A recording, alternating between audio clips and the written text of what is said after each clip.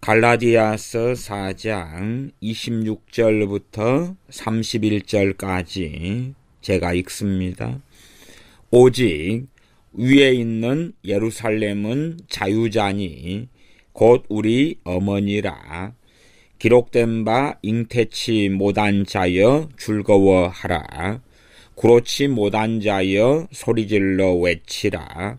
이는 홀로 사는 자의 자녀가 남편 있는 자의 자녀보다 많음이라 하였으니, 형제들아 너희는 이삭과 같이 약속의 자녀라. 그러나 그때의 육체를 따라 난 자가 성령님을 따라 난 자를 핍박한 것 같이 이제도 그러하도다. 그러나 성경이 무엇을 말하느뇨? 계집종과 그 아들을 내어 쫓으라. 계집종의 아들이 자유하는 여자의 아들로 더불어 유업을 얻지 못하리라 하였느니라. 그런즉 형제들아 우리는 계집종의 자녀가 아니요 자유하는 여자의 자녀니라. 아멘. 칼빈 목사님의 갈라디아서 강해 설교 30번째 시간입니다. 제가 갈라디아서 4장 26절부터 31절의 본문을 얼마간 설명한 다음에 이 칼빈의 갈라디아서 강해 설교를 읽어 가겠습니다. 4장 26절에 보면 오직 위에 있는 예루살렘은 자유자니 곧 우리 어머니라. 땅에 있는 예루살렘이 아니라 위에 있는 예루살렘이라고 말씀합니다. 땅에 있는 예루살렘에 대해서는 앞에 있는 본문에서 언급하면서 시내산과 같이 그렇게 율법 아래 있는 그런 예루살렘을 이야기했고, 진정한 예루살렘은 4장 26절에 위에 있는 예루살렘이다. 하늘에 있는 예루살렘. 그러면서 곧 우리 어머니라 그렇게 이야기합니다. 그래서 이해하지 못하시는 분들은 꽤 생소한 이야기처럼 들릴 수 있는 본문이겠습니다. 다시 말하면 우리 어머니라 그 말은 우리 그리스도인들에게 있어서 아버지는 교회, 아버지는 하나님이 되시고 우리의 아버지는 하늘에 계신 하나님, 그리고 이 위에 있는 예루살렘이 어머니인데 당연하게 교회를 이야기합니다. 교회. 그래서 교회로서 복음을 주님께서 전하해 주시고, 그리고 그 복음을 믿는 교회, 또 나아가서 오실 그리스도를 믿어왔던 구약의 성도들로 구성된 교회, 그리고 이 교회는 끊임없이 말씀을 전파함으로 자녀들을 낳아왔습니다. 그리고 그렇게 자녀들이 나아져서 우리에게까지 복음이 증거되었는데, 우리가 주 예수님을 믿음으로 교회의 일원이 되었고, 교회의 머리는 당연하게 주님이 되십니다. 그래서 독특하게 이 위에 있는 예루살렘인 교회에 대하여서 곧 우리 어머니라. 하나님께서는 교회를 통하여서 복음을 증거하시고, 교회인 또한 교회의 구성원인 하나님의 자녀들을 통해서 진리의 말씀을 전하셔서 하나님의 자녀들을 말씀으로 낳으시는 것을 우리가 알고 있습니다. 어느 때는 교회가 심하게 약화되고 핍박을 통해서 줄어들어가고, 또한 때로 부패하고 타락함으로써 교회가 멸절된 것 같고 황폐된 것 같이 보일 때가 있어 왔습니다. 구약의 이스라엘 가운데 참된 이스라엘이 거의 남지 않았고, 또한 유대인들 가운데서도 거의 대부분 배교해버리고 진실한 하나님의 자녀가 남지 않았을 그런 때들이 있어 왔습니다. 그래서 이 27절 갈라디아서 4장 27절은 기록된 바 잉태치 못한 자여 즐거워하라. 그러니까 이 어머니 교회가 어머니라고 이 비유되는 이 교회가 잉태치 못했다. 자녀가 생산되지 않는 것이지요. 과거 북왕국 이스라엘 때 엘리야 선지자가 나만 남았다고 하나님께서 숨겨둔 7천인이 있었다. 그렇게 말씀하지요. 어쨌든 정말로 전체 이스라엘 숫자에 비해서는 아주 소수였다. 그 말입니다. 잉태치 못한 자여 즐거워하라. 자녀들이 나아지지 않는 거예요. 교회에 참된 하나님의 백성들이 없는 겁니다. 실제로도 숨어있는 하나님의 자녀들이라 할지라도 숫자가 적은 거지요. 그렇지 못한 자여 소리질러 외치라. 이 말씀은 이사야 말씀을 인용한 것이라는 것을 우리가 알 수가 있습니다. 이는 홀로 사는 자녀가 남편 있는 자녀보다 많음이라. 홀로 사니까 이제 남편도 없는데 자녀가 태어날 수가 없지요. 그렇게 참담하고 황폐게 되었는데 결국에는 자녀들이 많이 나게 된다. 이게 어느 때 황폐한 지경을 넘어서서 이제는 하나님의 자녀들이 말씀을 통하여 거듭나고 많아지는 이러한 시대와 때들을 이야기합니다. 형제들아 너희는 이삭과 같이 약속의 자녀라. 28절 그러나 육체를 따라 난 자가 성령님을 따라 난 자를 핍박한 것 같이 이제도 그러하도다.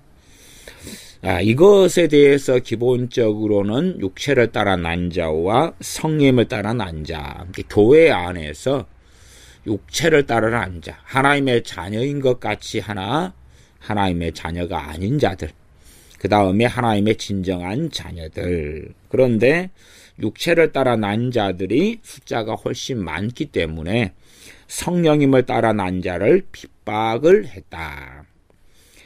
아브라함의 첫째 첩에게서 난, 종에게서 난 하갈의 아들인 이스마엘이 16살 정도 되었을 때에 이삭이 태어나고 이 이삭을 이스마엘이 핍박을 합니다. 그것을 비유와 상징으로 사용해서 이 자녀들이 많이 태어남에도 불구하고 그러나 그 가운데 육체를 따라 난 자들이 성령님을 따라 난 자들을 핍박한다. 그리고 이제도 그러하도다. 이것이 육체를 따라 난 자들을 천주교라, 로마 카톨릭이라 그렇게 이야기합니다. 우리가 기본적으로는 한 초대교회를 500년 그리고 600년 정도부터는 중세시대 교회라 그럽니다. 중세시대 교회가 되었을 때는 이제 거의 말씀의 훼손, 진리의 훼손, 복음의 변질이 일어나서 그때부터는 본격적으로 기독교 또 교회의 탈을 쓴 로마 카톨릭이 이제는 신실하게 말씀과 진리를 따라 살아가는 사람들을 핍박하는 시대 속에 접어들었습니다. 그리고 정말 그 이후로도 오랜 세월을 핍박합니다. 현 시대에 와서는 좀 줄어들다가 그럼에도 곳곳에서는 핍박이 일어납니다만은 거의 1960년대 정도 되었어야 이 로마 카톨릭이 어느 정도 핍박을 멈추고 개신교와의 종교 통합을 본격적으로 추진하면서 유화책을 사용합니다. 온건한 척, 평화로운 척 그렇게 해서 다시 개신교도들아, 프로테스탄트들아 우리 큰 집으로 어머니의 품으로 돌아오너라 그런 유화책을 사용하고 있는 것이 한 1960년대 이럴 때부터입니다. 그러면 한 600년도부터 거의 한 1300년가량을 로마 가톨릭은 성령님으로 따라난 믿음의 사람들을 핍박해 왔습니다. 어느 정도 이제 1517년 루터의 종교개혁을 기점으로 해서 말씀을 따라 난 사람들이 숫자가 점점점 많아져 갔습니다. 그리고 지금에야 이제 전 세계의 인구 가운데 그래도 뭐 10억 명 이상이라 말할 수 있는 개신교도들의 숫자가 그렇게 많아졌습니다. 그렇기 때문에 비슷한 정도의 숫자를 자랑하는 로마 가톨릭이 지금쯤 와서는 유화책을 사용하고 있다 그 말이죠. 그들의 숫자가 절대적으로 많아왔을 때 최소한 세계 대전 때 같은 그러한 때에도 1차, 2차 대전 때에도 개신교도들을 많이 핍박해 왔던 것이 사실입니다. 그렇기 때문에 육체를 따라 난 자가 성령님을 따라 난 자를 핍박을 했다. 그런 것처럼 이제도 그러하도다. 이 잠시 몇십 년 동안 이제 일반적으로는 로마 가톨릭 천주교로 인한 개신교도들의 핍박이 얼마 동안은 지금 멈춰 있는 시대입니다. 그렇지만 개신교도 가운데 상당 숫자가 종교 통합에 하나 되고 참여하면서 그러면서 이 개신교도들 참으로 진리의 복음을 따라 사는 사람들 믿는 사람들을 이제 언제까지 핍박하지 않을까.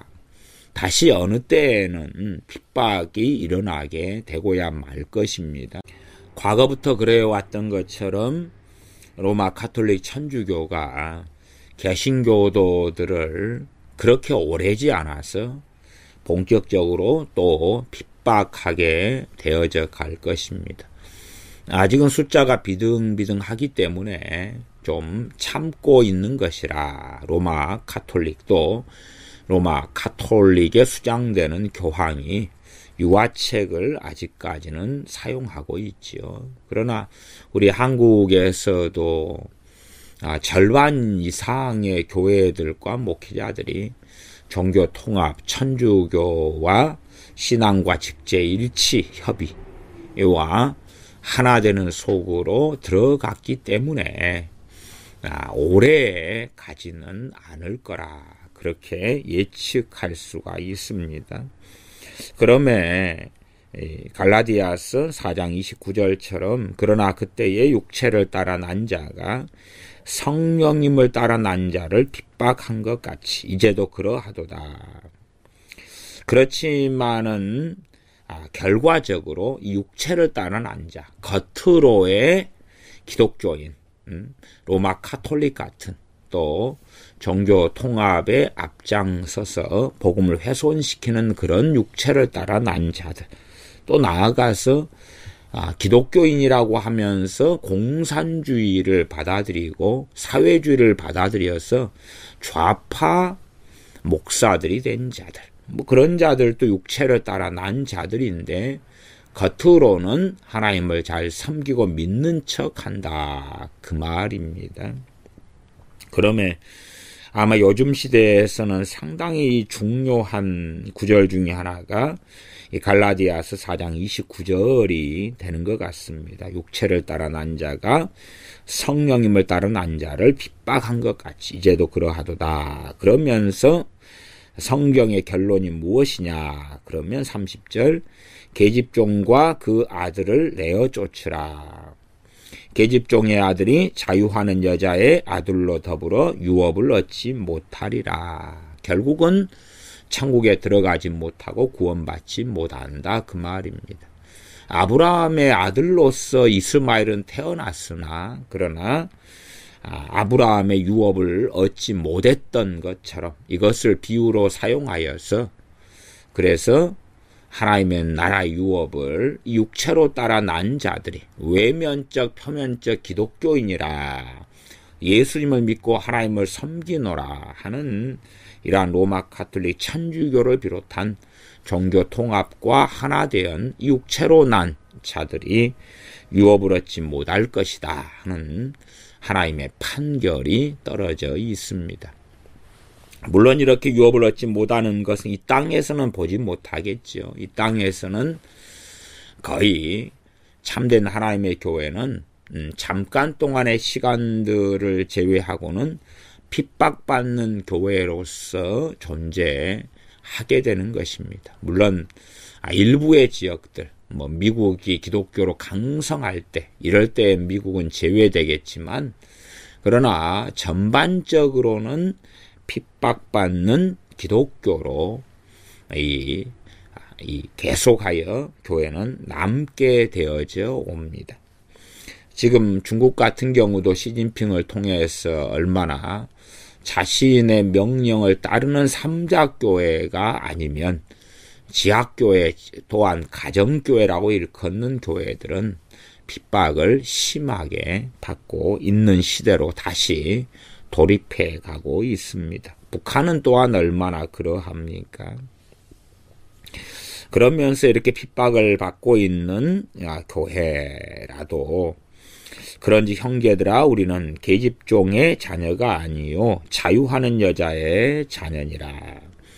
다른 복음을 쫓아가고 변질된 복음을 훼손시켜버린 갈라디아 교회 교인들도 너희가 이같이 이 고난을 헛되이 받았느냐, 과연 헛되게 만들고야 말겠느냐, 너희가 배교함으로 지금까지 주 예수님 앞에서 하나님을 섬기는 신앙생활을 하면서 핍박받으며 고생을 많이 했는데 그것을 너희들의 배교로 인하여서 다른 복음을 받아들이며 복음의 율법을 혼합시킴으로, 특별히 율법의 의식을 혼합시켜서 구원의 그 무엇을 첨가함으로 배교자의 반열로서 끝나고야 말겠느냐. 그런 갈라디아서 3장을 이어서 이 4장에서는 그러면서도 육체를 따라 난 자들이 성령님을 따라 난 자들을 핍박해 왔다.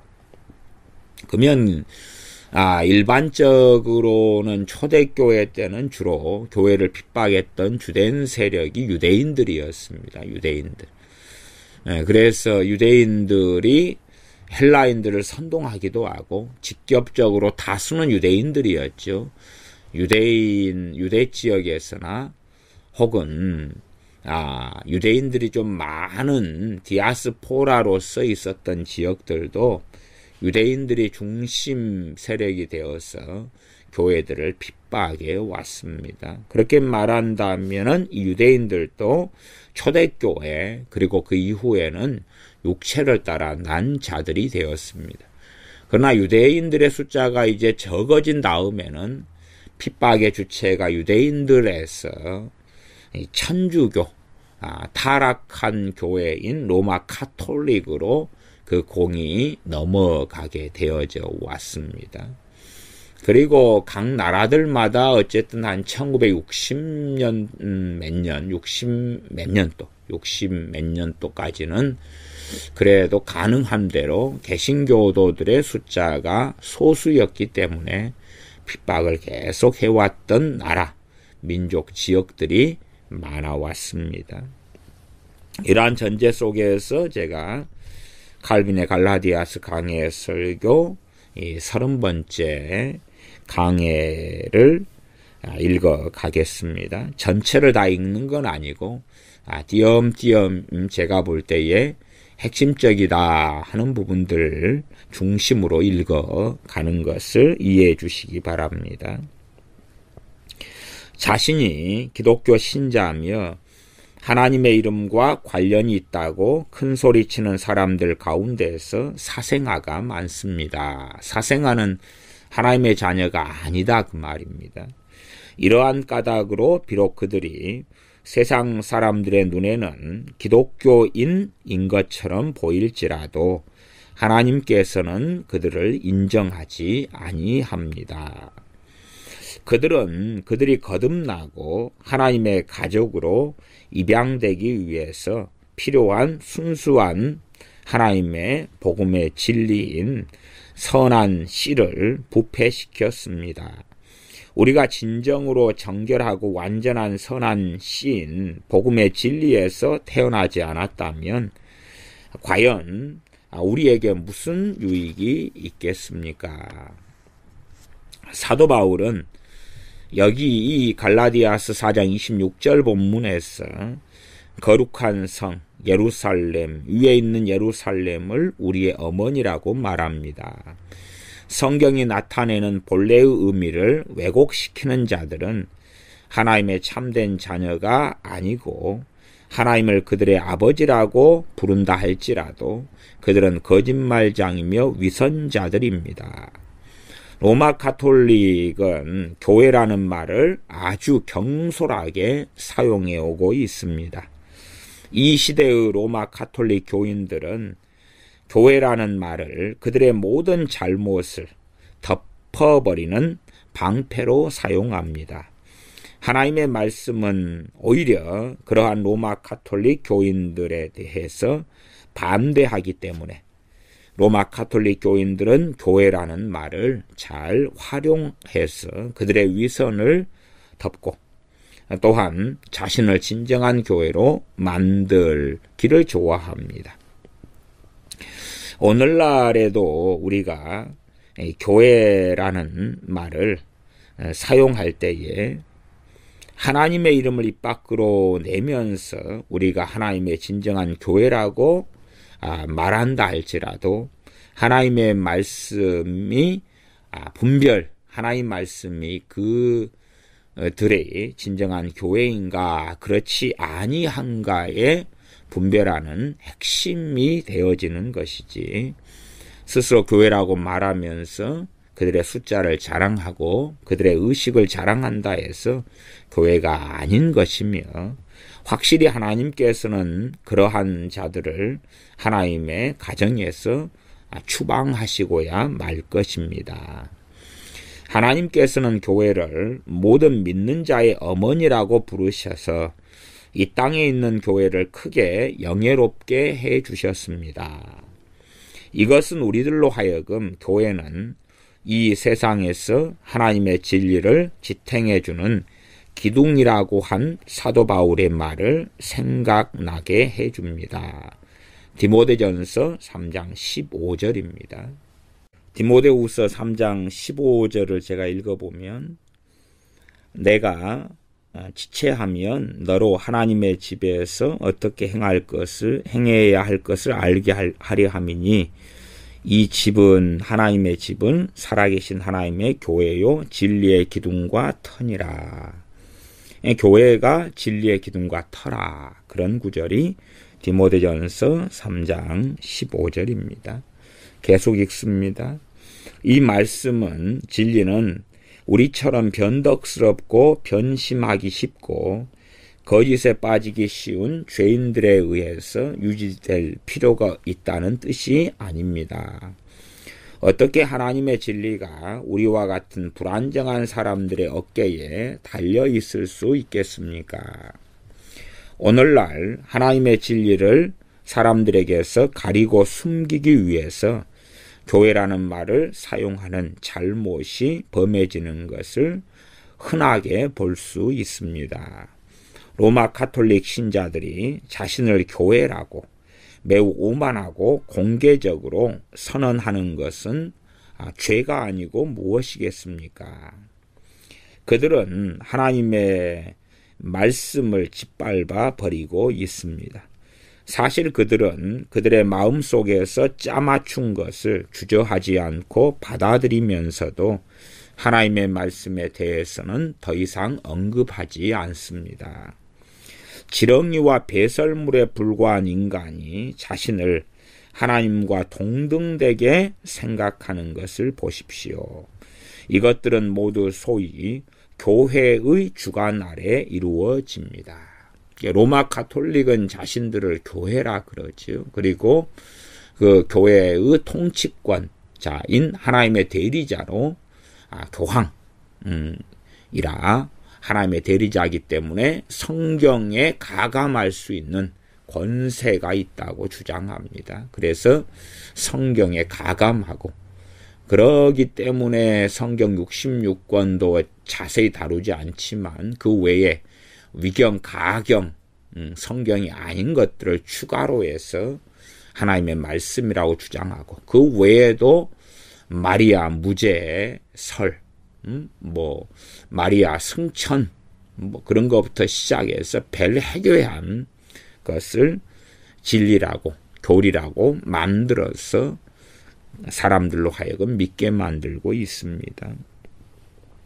가장 중요한 것은 주 예수 그리스도의 몸에 접목되는 것입니다. 먼저 우리는 본래 저주받은 존재며 우리의 행함은 더러운 죄뿐이라는 것을 알아야 합니다.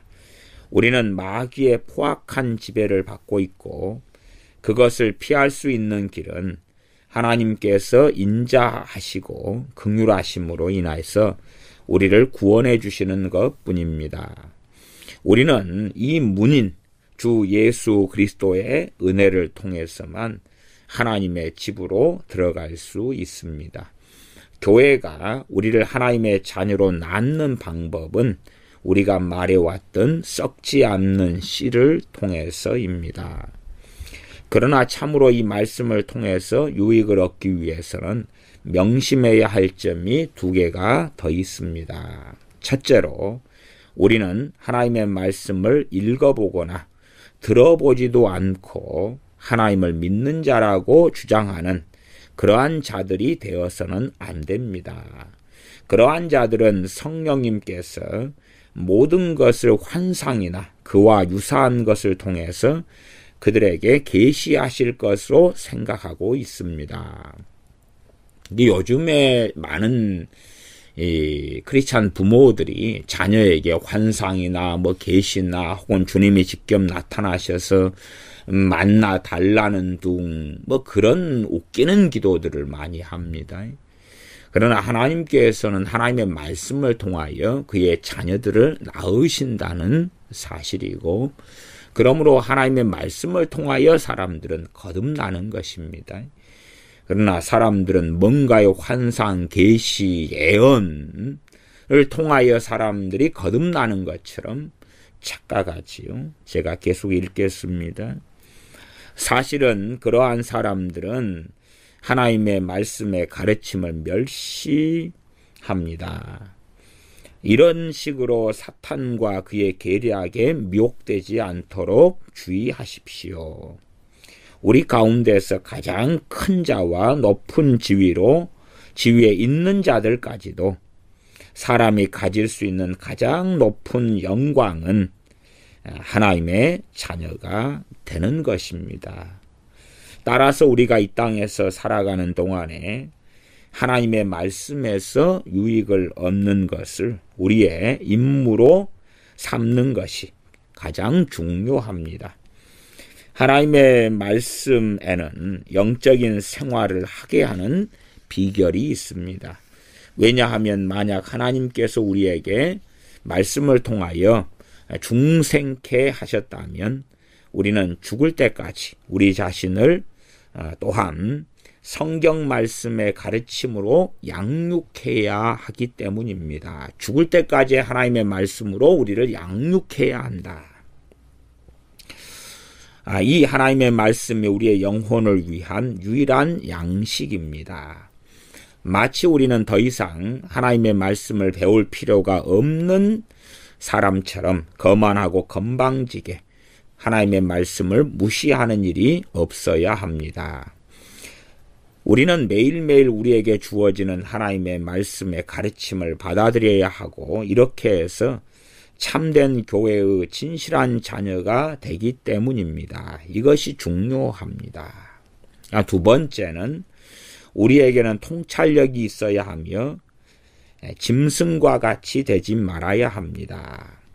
우리는 무엇이 참된 교회를 구성하고 있는지를 알아야 합니다.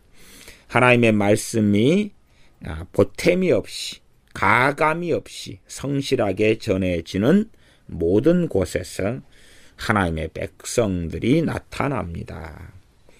이것은 복음이 순수하게 전해지는 곳과 사람들이 직접 하나님께 인도되어 그들로 하여금 하나님 안에서 그들이 필요한 것을 찾게 만들어지는 그러한 곳에서 하나님의 자녀들이 거듭나고 일어나는 것입니다. 그들은 주 예수 그리스도를 그들 앞에 놓여진 길로 여기고 따라갈 것입니다. 거듭난 하나님의 자녀들은 자신에게서 모든 교만과 오만을 벗어버리고 주 예수 그리스도께 속한 영적인 자질로 옷을 입으려고 할 것입니다.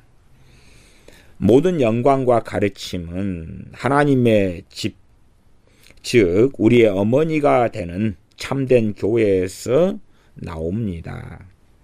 하나님께서 그들을 당신의 자녀로 받아주시고 또한 자녀 삼으셨다는 것을 확신할 수 있는 것은 하나님의 말씀의 진리 속에서입니다.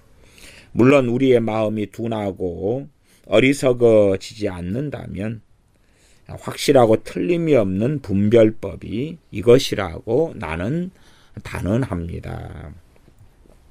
자신이 교회에 속한다고 말하는 것만으로 의롭게 된다고 믿고서 눈을 감아버리고 귀를 막아버리는 어리석은 사람들이 많이 있습니다.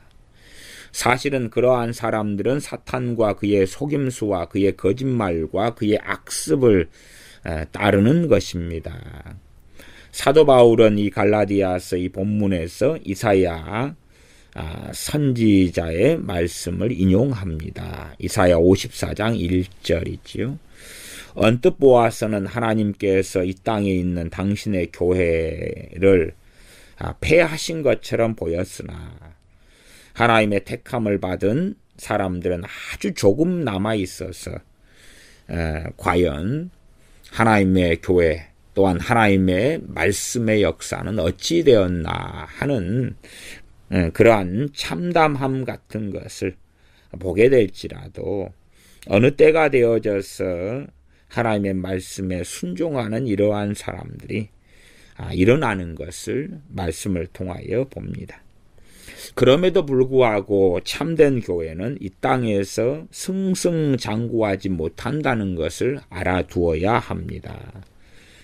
교회는 언뜻 보고 우리의 마음을 사로잡고 또한 하나님을 열심히 섬기게 만들 정도의 그러한 아름다움과 찬란함을 가지고 있지 않습니다. 오히려 교회가 황폐하게 보이고 흉하게 보일 때도 있다는 것을 알아두어야 합니다. 사람들은 참된 하나님의 자녀들에게 이간질하고 비난하여서 그들을 괴롭게 할 것이고 하나님의 자녀들이 이 세상을 살아나가는 동안에 평안이나 안식을 얻지 못하는 일이 많을 것입니다. 마태복음 10장 16절 주님께서 믿는 자들이 핍박을 받는 것을 말씀하셨습니다. 그러므로 우리가 교회에 대해서 말할 때에 사도 바울이 여기에서 우리에게 알려주는 내용, 즉 교회는 자신의 집안에서 지원이나 도움을 받지 못하는 임신 못한 외로운 여인과 같다고 한 말씀을 기억해야 합니다. 만약 우리가 복음의 순수한 가르침을 통해서 하나님께 나오라는 부름을 받게 되었다면 우리는 율법 아래 택함을 받은 구약의 모든 믿는 사람들과 동반자가 됩니다. 간단히 말하면 지금으로부터 세상 끝날까지 태어날 모든 믿는 자는 물론 또한 아벨 시대 이후의 모든 믿는 자들과 하나가 됩니다.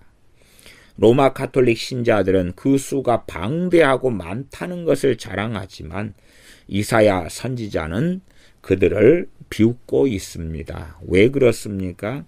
중요한 것은 누가 올바른 자녀인가 하는 것이지 숫자의 많고 적음이 아니기 때문에 그러합니다. 로마 가톨릭의 모든 사원은 사탄의 매음굴, 이외에 무엇이겠습니까? 그래서 이 로마 가톨릭 천주교는 자신들이 모이는 곳을 성당, 거룩한 곳이라 그러지요. 그러나 성당이 아니라 사원이지요. 사원. 절을 사원이라 그러죠. 또 이슬람 사원. 사원이 사실은 원래 맞는 말인데 어쨌든 그들이 성당이라 이렇게 단어를 사용하니까 우리가 허용적인 의미에서만 그렇게 사용하도록 하겠습니다. 사탄의 매음굴이다. 매음굴은 창녀촌을 매음굴이다 그럽니다. 로마 가톨릭 주변에 있는 것들은 모두 죄로 물들었으며 그들이 하나님께 드리는 예배는 타락했습니다. 이 장로교는 존 칼빈의 신학을 이어받아서 만들어진 것입니다. 그러나 장로교라고 주장하면서 장로교의 절반이 이 로마 가톨릭과 신앙과 직제일치로 갔다면 그들은 자신들의 신앙의 뿌리를 부정한 것입니다. 부정한 것입니다. 물론 장로교회 말고는 정말 대다수가 로마 가톨릭과 신앙과 직제일체를 합의했습니다. 그게 한국 교회입니다. 아마 그렇지 않은 교단들은 몇 개가 남아있고 성결교라든지 몇 개 남아있지만은 기아성, 조영기 목사님 있는 그 기아성 가장 큰 아마 숫자만 해도 100만이 넘는 그러한 기아성 여의도 측이 그렇게 함께 하나에 들어갔고 또 감리교의 대다수지요. 기감. 그리고 장로교로서 과거에 1954년인가에 분리되어서 나갔던 기독교 장로회, 대한예수교 장로회에서 분리되어서 한국 기독교 장로회를 만들었죠. 김재준 그 목사를 중심으로 한 기장. 그리고 루터교도 전부 다 신앙과 직제일치 천주교와 하나 되어 갔고 루터교. 또 성공회도 그렇습니다. 성공회. 그러한 정말 굵직굵직한 데들은 거의 다 그렇게 천주교와 하나 되는 그 길로 걸어갔고 지금도 열심히 걸어가고 있습니다. 계속 읽습니다. 로마 가톨릭 안에는 어느 것도 올바른 것이 하나도 없습니다. 그러므로 로마 가톨릭 교인들이 자신을 하나님의 교회라고 부르지만 그들은 사생자이고 그들의 어머니와 사탄의 모든 집단과 함께 매음굴에 속합니다.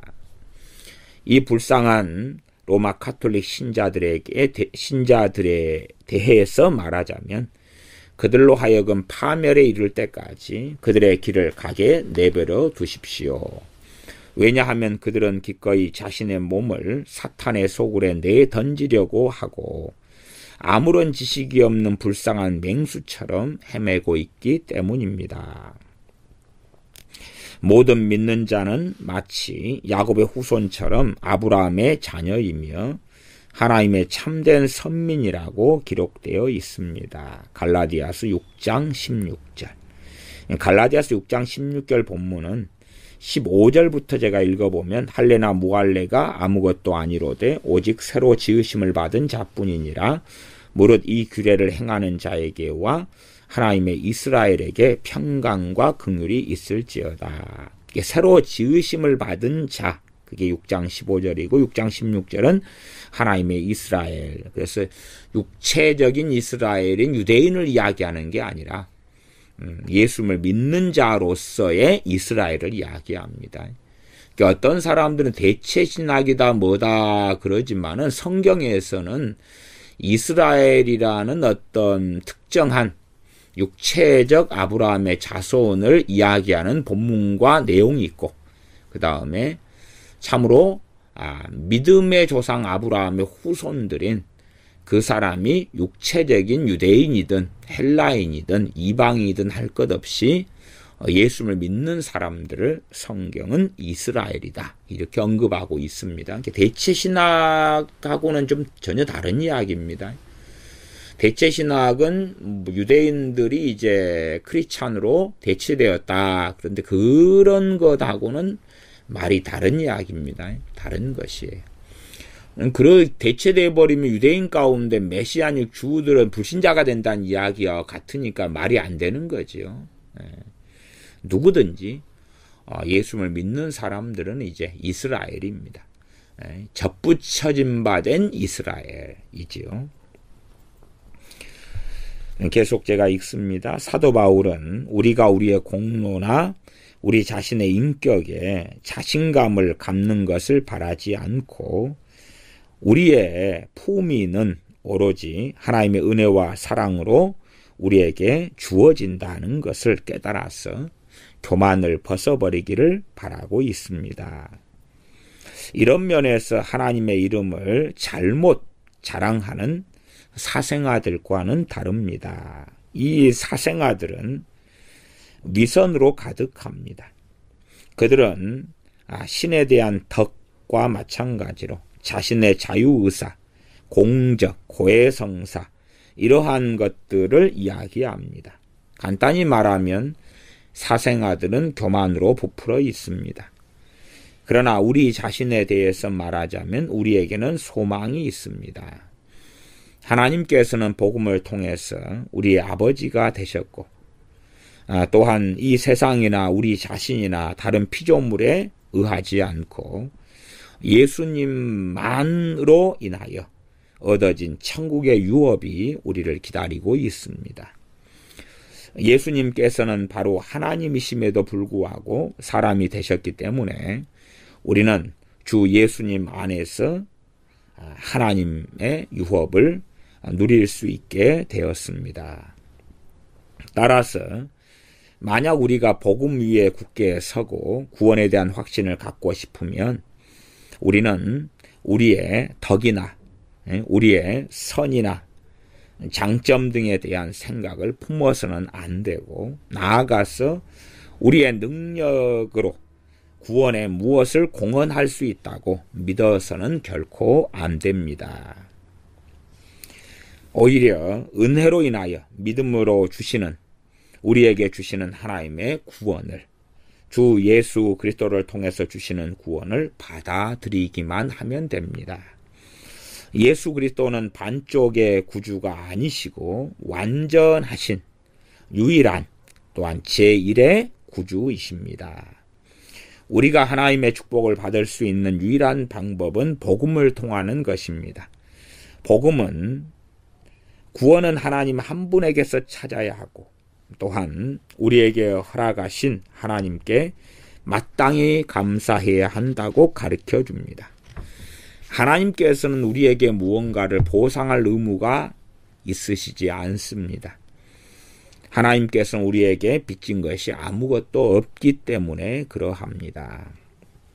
갈라디아서 4장 29절은 그때의 육체를 따라 난 자가 성령님을 따라 난 자를 핍박한 것 같이 이제도 그러하도다라고 말씀합니다. 따라서 참된 교회인 우리가 육체를 따라 난 자들에게 핍박을 받는 것은 불가피합니다. 진리를 모독해 해서 하나님과의 관계를 스스로 끊어버린 위선자와 거짓말장이와 사생자들은 우리를 보고 핍박할 것입니다. 그러나 사도 바울은 우리에게 성실하고 또한 우리가 방종함으로 믿음에서 흔들리지 않도록 하나님의 말씀을 그러한 위선자나 배신자들의 계략에 미혹되어서 벗어나지 말라고 가르쳐 줍니다. 왜냐하면 결국은 이러한 사생자들에게는 아브라함의 가정에 일어났던 일이 일어나게 될 것이기 때문입니다. 갈라디아서 4장 30절 계집종과 그 아들을 내어 쫓으라. 계집종의 아들이 자유하는 여자의 아들로 더불어 유업을 얻지 못하리라. 그러한 사생자들은 모두 하나님을 믿는 자라고 주장하지만 그러나 하나님께서는 썩은 나무가지처럼 제거해 버릴 것이며 아무런 유업도 그들은 받지 못할 것입니다. 만약 우리가 우리 눈으로 보는 것을 다 믿는다고 하면 보좌에 앉아있는 교황은 번쩍거리는 의상과 장식품 때문에 경배를 받아야 하는 우상처럼 보일 것입니다. 사람들은 육신적으로 판단하는 경향이 있고 하나님 나라와 관련이 있는 일에서는 어린 아이들보다도 못할 때가 너무나 많습니다. 로마 가톨릭 교인들은 그들이 생긴 것이 오래되었고 나아가 800년, 900년 동안 그들의 의식과 전통을 지켰다고 합니다. 800년, 900년으로 잡으면은 이 존 칼빈 목사님이 갈라디아스 강해 설교를 하실 때가 1557년입니다. 그러면 900년 전으로 따지면은 657년 정도가 되겠지요. 그러니 거의 600년, 600 몇 년, 물론 말씀 왜곡되고 혼합되고 이런 것은 본격적으로는 거의 한 AD 300년부터는 이것을 볼 수가 있습니다. 300년, 400년, 500년 때 되면 이제 아예 중세시대 로마 가톨릭으로 타락한 교회로 아예 넘어가 버리는 그러한 세계 속에 이 교회가 들어가게 됩니다. 계속 읽습니다. 시간이 지남에 따라서 로마 가톨릭의 숫자가 증가했고 그들과 비교해서 우리의 숫자는 한 움큼에 불과합니다. 로마 가톨릭 사람들 가운데는 왕이 있고 왕자가 있으며 가장 큰 자에서 가장 작은 자에 이르기까지 온 세상 사람들이 그들에게 동의하고 그들의 통치는 유럽의 대부분과 아프리카의 일부분까지 확장되었습니다. 그러나 그들이 자랑할 것은 이스마엘이 연장제라는 것뿐이 될 것입니다. 그들은 율법과 복음이 주는 가르침에 따라서 생활해야 하고 하나님의 말씀에 자신들의 어떤 생각도 더해서는 안 됩니다. 왜냐하면 이렇게 하면 그 가르침을 부패시키고 부당하게 하는 결과를 가져오게 될 것이기 때문입니다. 그러나 로마 가톨릭은 하나님 말씀에 무수히 많은 것들을 첨가시켜서 하나님 말씀을 부패시켰습니다. 모든 사람이 분명하게 알 수 있는 것은 로마 가톨릭은 교회라는 너울을 쓰고 대담하게도 그들에게는 하나님의 말씀을 가감할 권한이 있다고 주장하는 것입니다. 하나님 말씀에 더하거나 뺄 권세가 있다. 그리고 그 권세를 로마 교황이 사용하고 있습니다. 로마 가톨릭 교인들이 정말로 하나님의 자녀인지 아닌지를 구별하기 위해서는 특별한 검사를 할 필요도 없습니다. 또한 특별한 은사를 가질 필요도 없습니다. 그들은 하나님 말씀과 어그러진 것, 또한 하나님 말씀에서 이야기하지 않는 것들을 신봉하고 따르고 믿는 자들이기 때문에 그렇습니다. 그러므로 동일하게 우리와 똑같은 하나님의 말씀을 믿는다고 주장할지라도 그렇지 않은 것들을 살펴보아야 되지 공통점만을 본다면 그들에게 혹해서 미혹당하기 쉽습니다. 우리는 연약함으로 지금까지 복음을 등져버리는 사람들을 많이 보아왔습니다. 그렇게도 불쌍하고 순박한 심령들은 가톨릭 교회, 교황, 그리스도의 대리자, 성인 베드로, 성인 바울, 또한 바울의 후계자, 베드로의 후계자, 고위 성직자, 주교, 신부, 그러한 고상한 호칭을 들어왔습니다.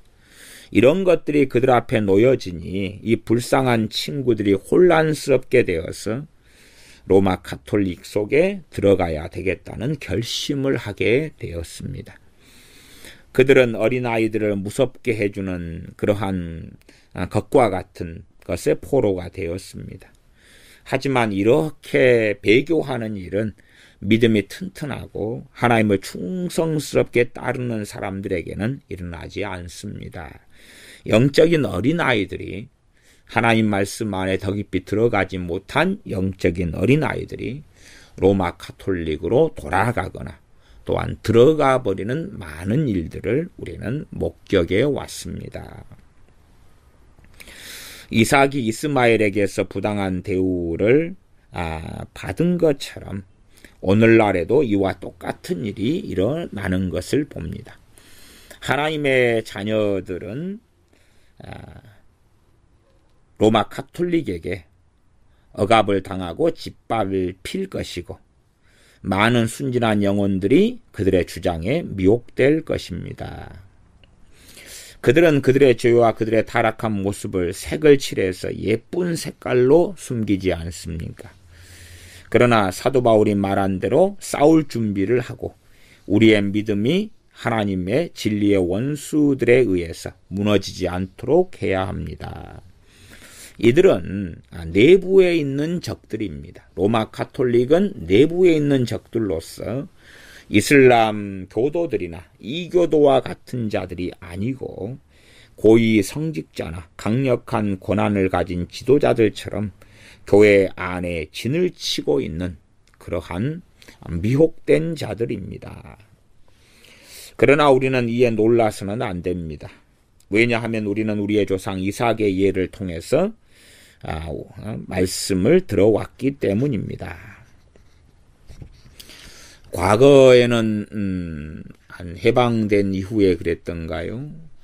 얼마 몇 년 되어서 한국 천주교도 50만 명에서 지금은 벌써 한 500만 명이 되었다. 이 정도까지도 숫자가 어마어마하게 증가했습니다. 물론 이제 500 몇십만이다는 주장이 2015년 통계청 인구주택 총조사 결과로서는 그게 아니다고 드러나긴 했습니다. 이 2016년에 천주교에서 자체적으로 2016년 3월에 발표한 것은 우리 천주교인이 한국에서 565만 명이다. 그렇게 주장했습니다. 그러나 그 전에 2015년에 통계청의 발표로는 천주교인이 7.9%인 인구에 389만 명이다. 그렇게 발표했습니다. 그리고 결국은 천주교에서도 인정했습니다. 자기들의 숫자가 과도한 것이다. 그렇게 발표하고 인정했습니다. 그래서 한 389만 명이면 그래도 400만 명 정도 육박하게 되는 숫자가 됩니다. 이게 2015년 12월에 발표된 거고요. 전에 2005년에서는 천주교인 숫자가 그때 통계청에는 꽤 그때도 나왔습니다만은 그때는 501만 명 이렇게 나왔습니다. 꽤 나왔다가 이제 줄어드는 숫자로 나와서 2005년과 2015년 통계청 조사가 왜 다를까? 그러나 어쨌든 천주교의 숫자가 한국 사람들 안에서 정말 수십만 명밖에 안 되는 데서 그래도 한 400만 명 그렇게까지 증가할 정도로 어마어마한 증가가 있어 왔습니다. 제가 계속 읽겠습니다. 하나님의 자녀가 견디어야 할 핍박은 반드시 칼이나 불이나 고문이나 감금이나 그 밖에 다른 육체적인 고통만은 아닙니다. 때때로 그들은 욕설을 듣게 되기도 합니다. 시편 69편 9절의 말씀처럼 하나님께 한 회방은 우리에게 미칠 것이라고 기록됩니다.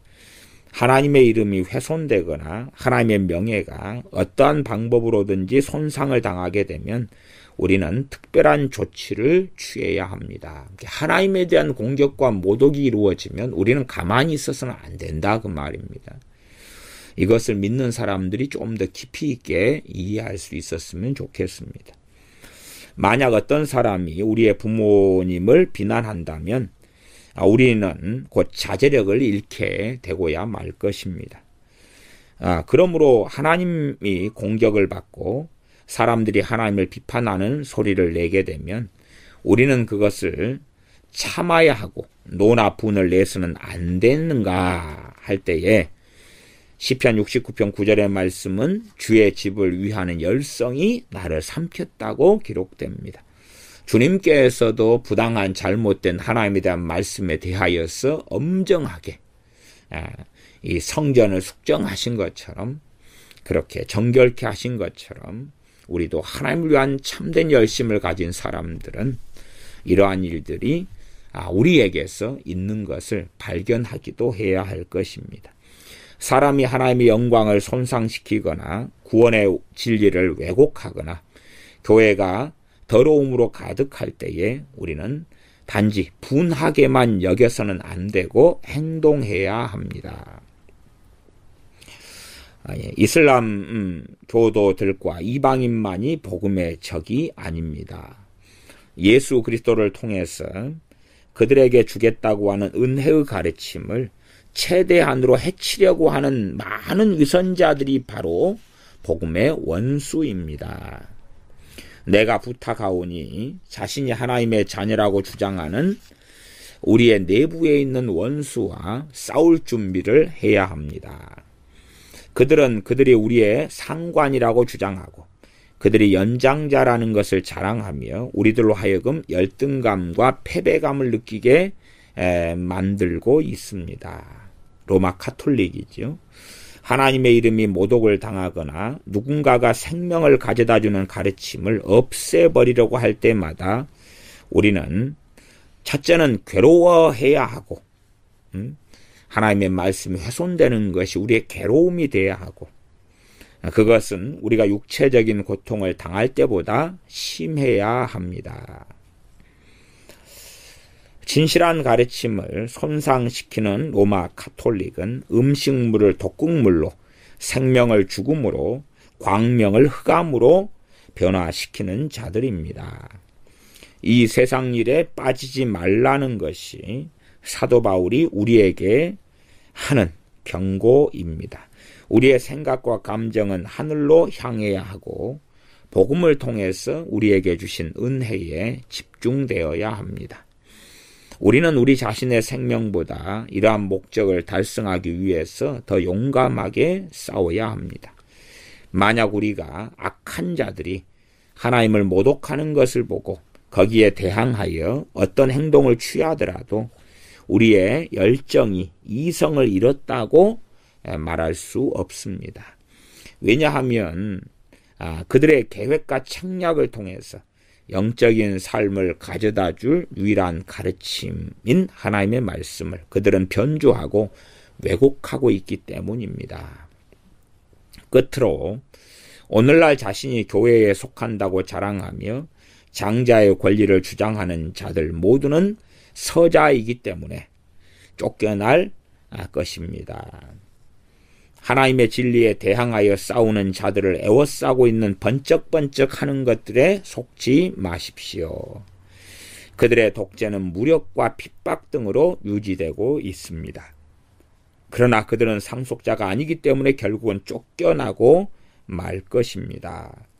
적그리스도가 하나님의 성전에 앉아있다는 데살로니가후서 2장 4절 말씀과 같이 그들은 똑같은 집에서 살고 있습니다. 그러나 그들은 흙이나 배설물처럼 그렇게 버리워지고 말 것입니다.